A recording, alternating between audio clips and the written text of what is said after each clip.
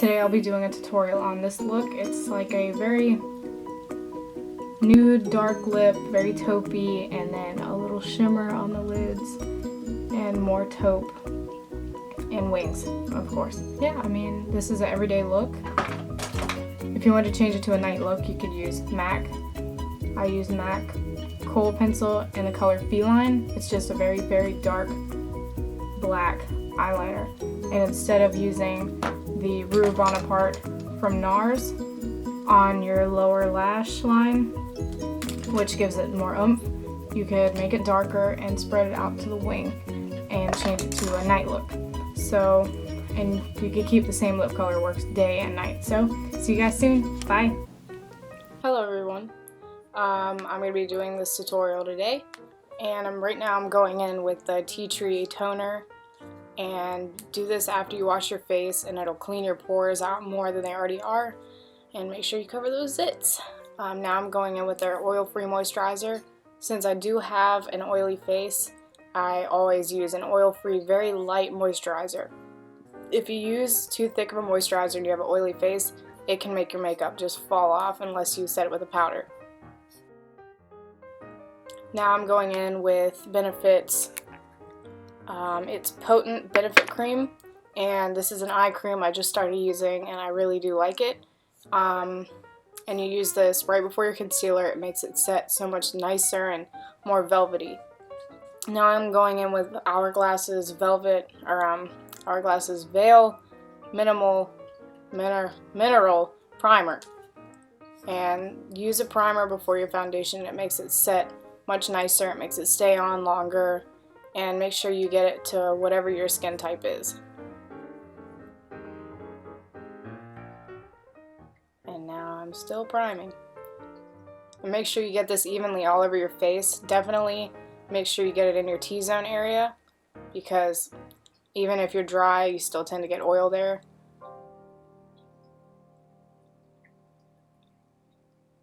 And we're still priming.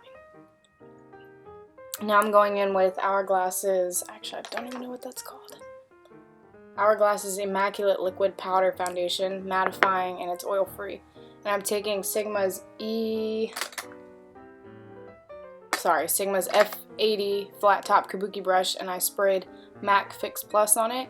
It makes it set much nicer, and it preps, as well as it's very long lasting, and it makes it set so much nicer.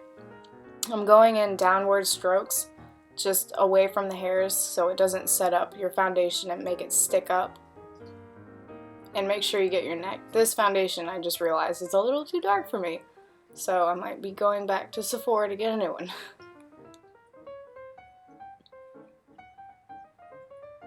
I usually stay away from my under eyes until I do concealer, and away from my lids, and I usually don't put it on my eyebrows, but some girls do because they think it stays longer. I have yet to find that work for me.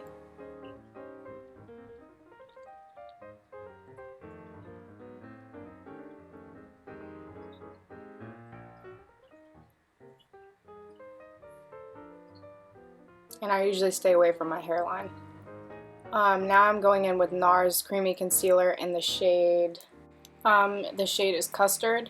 I've been using this for about a month now, and it still sets under my fine line, under my eyes, but it does crease a little bit for me. I'm still trying to work with it and figure out different ways on how to use it.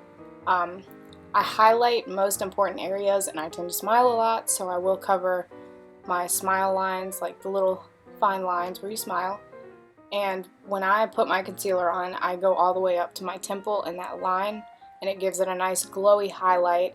And I always do concealers 2 shades lighter, 1 to 2 shades lighter, because it kind of gives that beautiful highlight and very glowy and very radiant, and it looks like you just, got out of a spa. You have very nice light under eyes, and it makes your bags look a little less, and your dark circles look a little less dramatic. And it makes you look like you didn't just wake up, which I did. I do use concealer on my on my eyelids to prime for eyeshadow.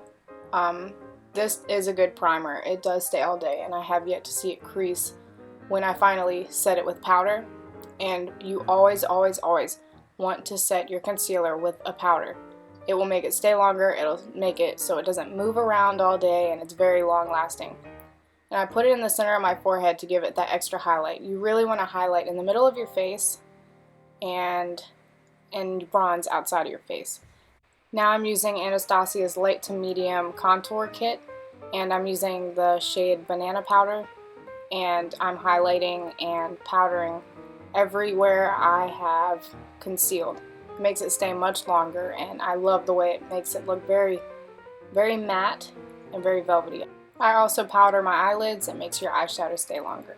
Now I'm using the Morphe contour kit as well, and I'm using, they don't really have shades, so I'm using that very cool tone, not too bronze, not too sharp of a contour, just very, very delicate, very gentle. And you're going to use the threes. The threes is contour that shady cheek area. You're going to contour right under your jawline to give it that nice shadow, nice sharp jaw effect. And then you're going to contour, well, bronze or contour your forehead, as well as where I'm going, right along your temple. And it'll make it look very sun-kissed, very glowy. Now I'm going in with Copper Tone by MAC. It's a very peachy, kind of a darker blush. It's great for fall. It's been my favorite for about 2 months now, and that's all I tend to use. It is very pigmented. Now I'm going in with Jaclyn Hill's Champagne Pop with the Sigma tapered. Now I'm going in with Sigma's F35 tapered highlighter brush. This is my all-time favorite highlighter brush ever. It goes on so velvety, so smooth, and this highlight, if you don't own it, I think you're messing up on your makeup, because this is an absolutely gorgeous color. Very goldy champagne, but not too pigmented and not too light. Now I'm going back again with the same color that I have for my contour, and I am contouring my nose.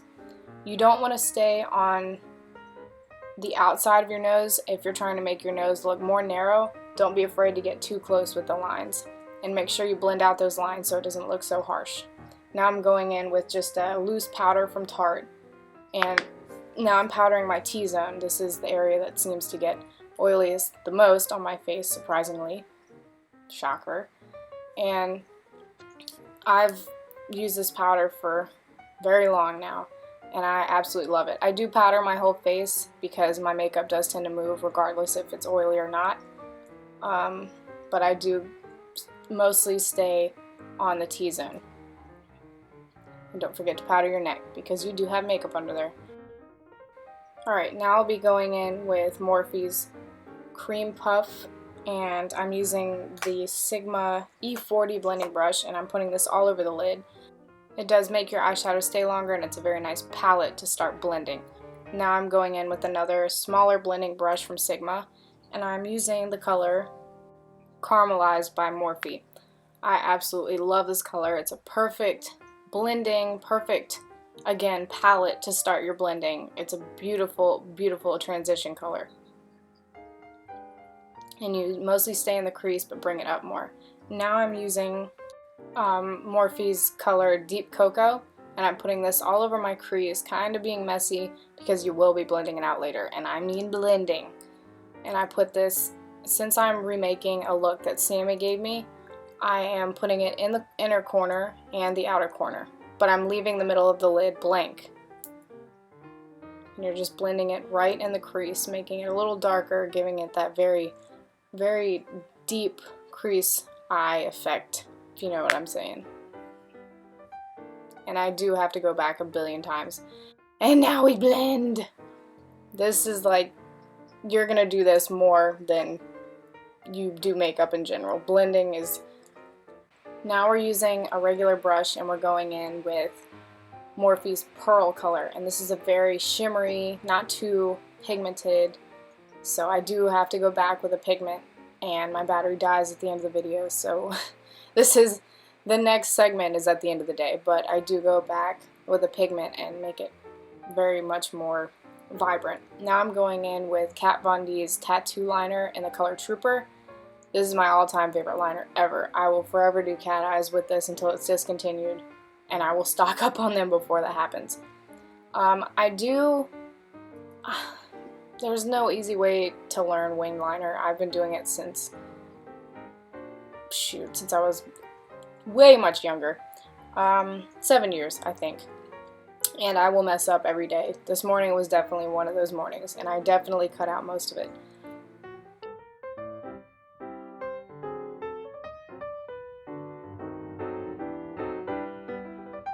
My favorite trick is to use a Q-tip. Pull all the fuzz off and swirl it around in your finger and just slide it right down.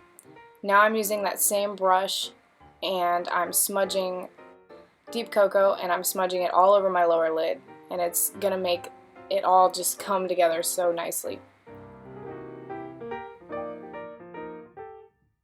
Now I'm using Pearl again with a Sigma pencil brush, and I'm putting it in my inner corners to make them pop and very open, make them look very awake and alive. And now I'm curling my eyelashes and trying to sing at the same time. I'm using Benefit's Roller Lash. I absolutely love this mascara. I've been using it for at least 5 months, and I will continue to buy this until I find something better. And I don't think that'll be anytime soon. I don't use falsies very often, at all, ever. Now I'm going in with NARS pencil.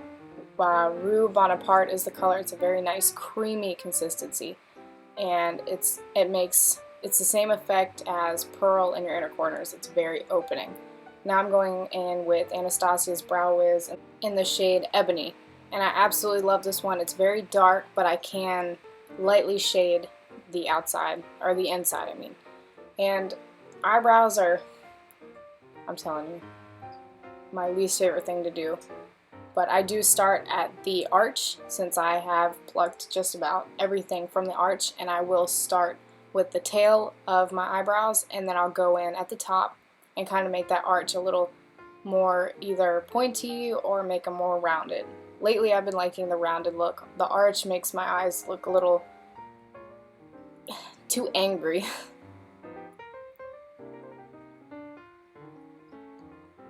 And this probably takes me like 10 minutes to do.